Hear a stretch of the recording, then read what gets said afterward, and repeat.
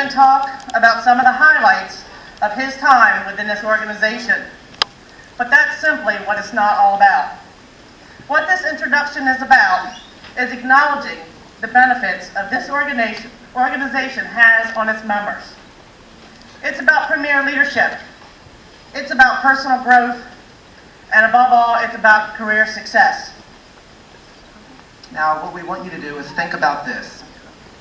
The question for a person is not to answer what he or she would do if they had the means, the time, the money, the influence, or the educational advantages.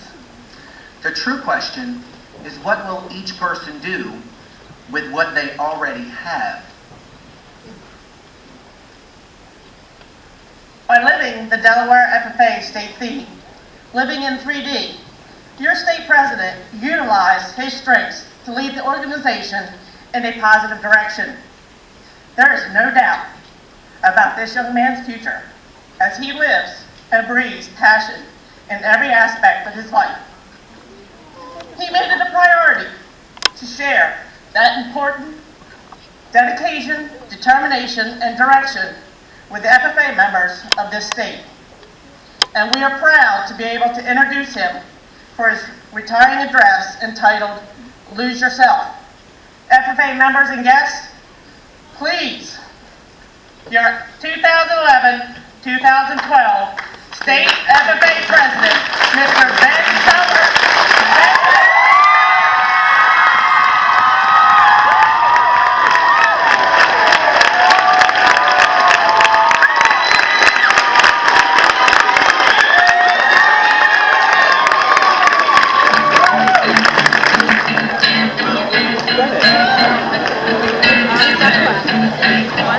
1 shot, 1 opportunity. Seize everything you ever wanted.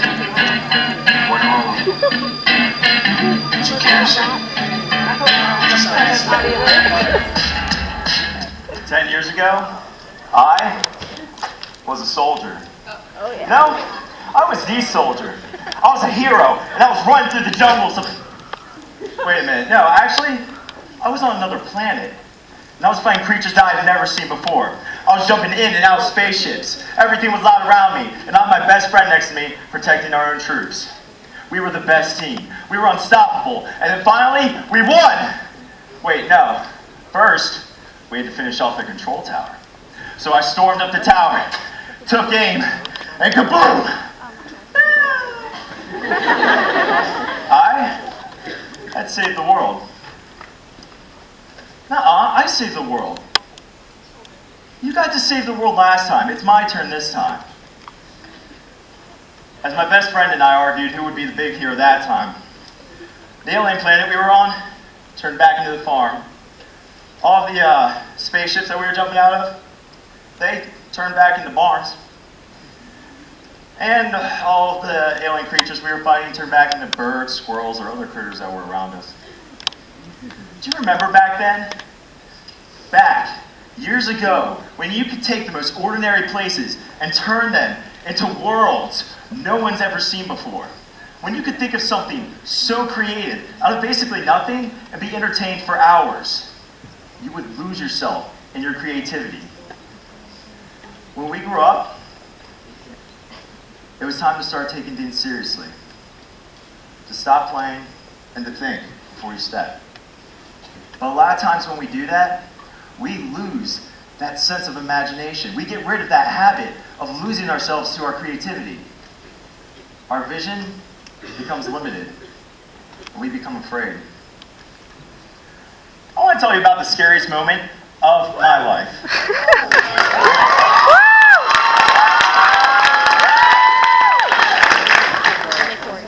You know that place?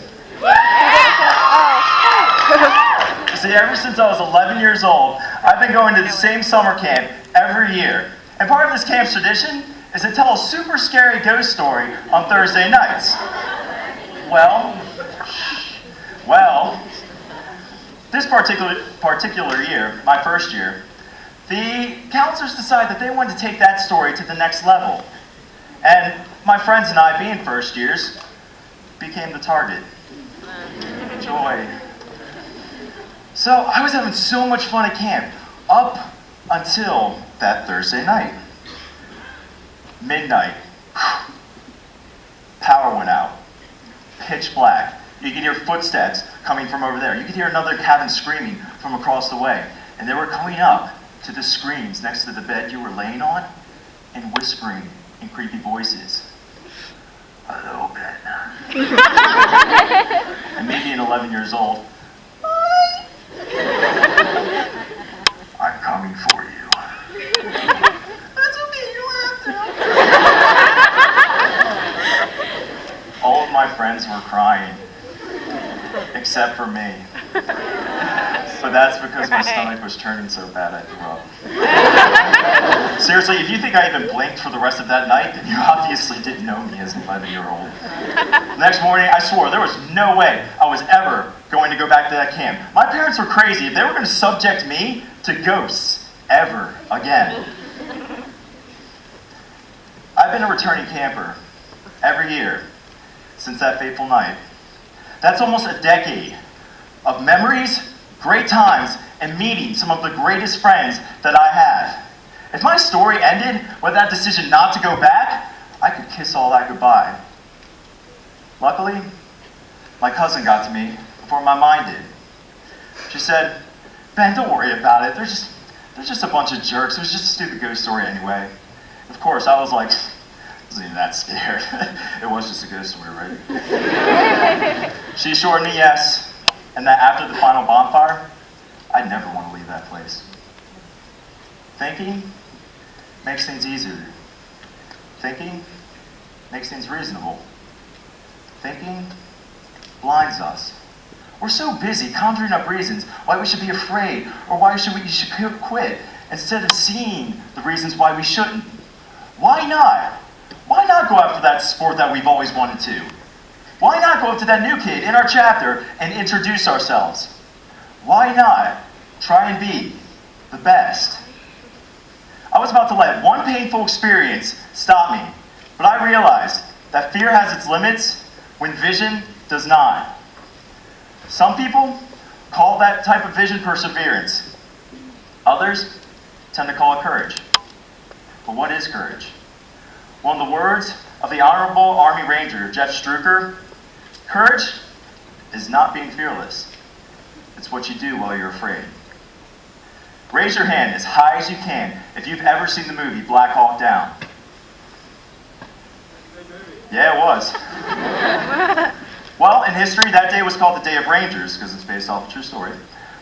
And basically, for all of you that don't know it, it was a mission to abduct lieutenants from a very dangerous government in Somalia. A mission that was only supposed to take 30 minutes ended up an all-day, all-night battle when one of the Black Hawk choppers was shot down. And it was up to Jeff Struecker and his men to go and retrieve the fallen soldiers. Going into the city, the sun was beating down on them. You could taste the dust in the air, and the men were very poorly prepared for what would happen next.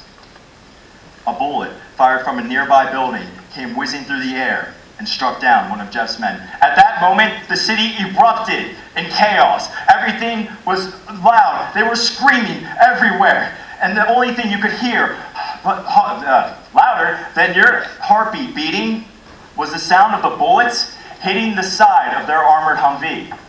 It seemed that, at that moment, anybody who was capable of holding a gun was firing at them.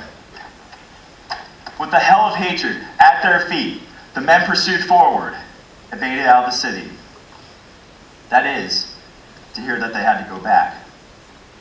How do you accept that?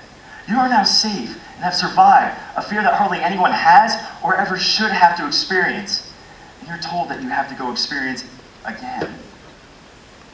Those thoughts ran through Jeff's mind until finally, he looked his limits in the eye. He said, I know what might happen.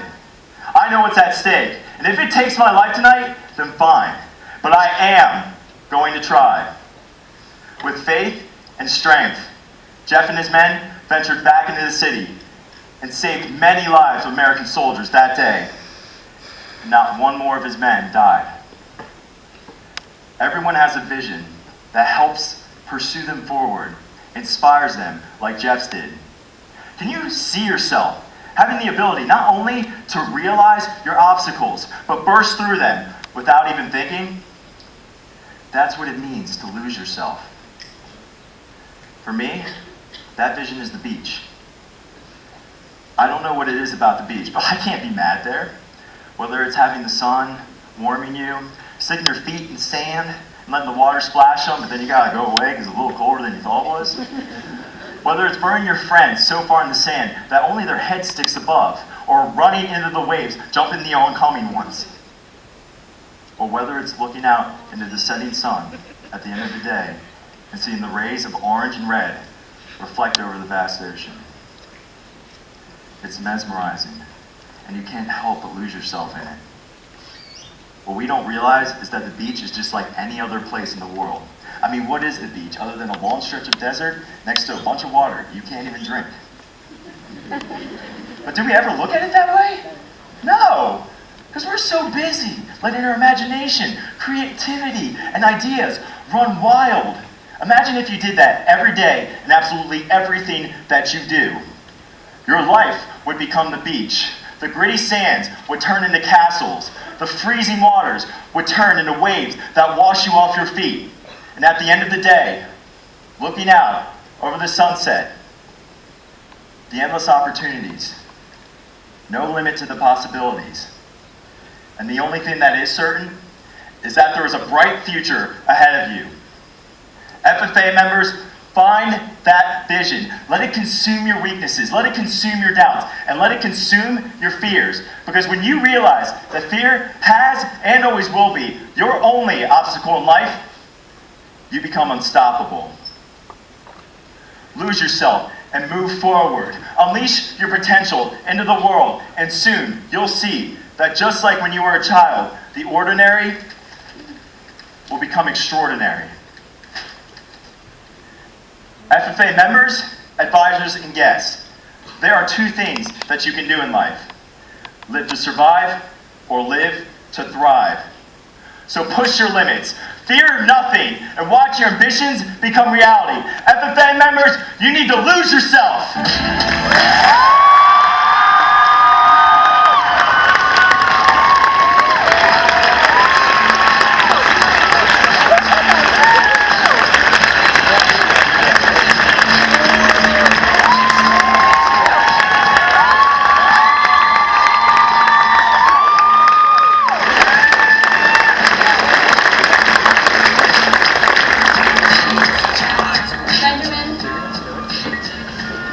I am so proud of you. This year, you have inspired so many members and our whole team. I know I speak for the members when I say we're all going to miss you.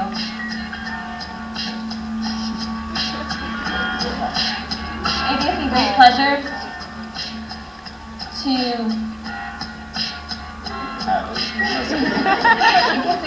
to give you your retirement plaque.